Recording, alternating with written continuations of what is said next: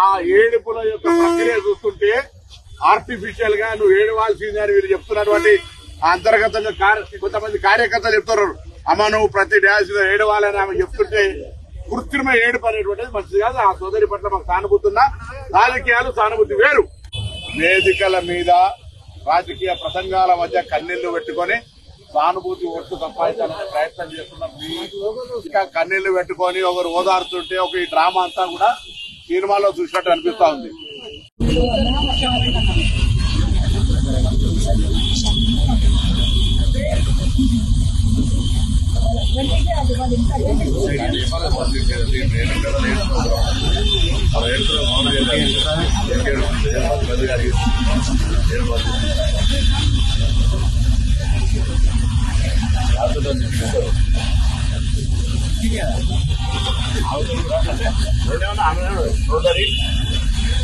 ఎవరికైనా బాధ్యతగా మీకు కృషి మెరుపులేదు